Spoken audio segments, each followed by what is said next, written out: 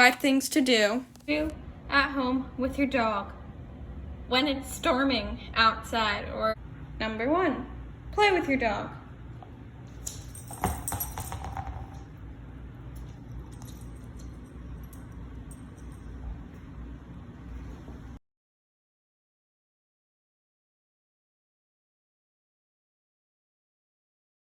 Number 2, take your dog on an inside walk.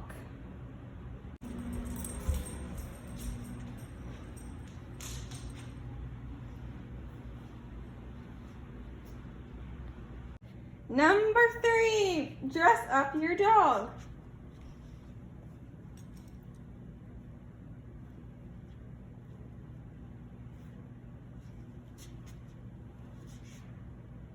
Number 4, train your dog. Lola, sit. Good girl.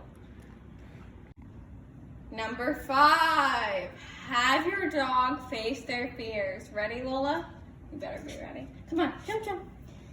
Come on.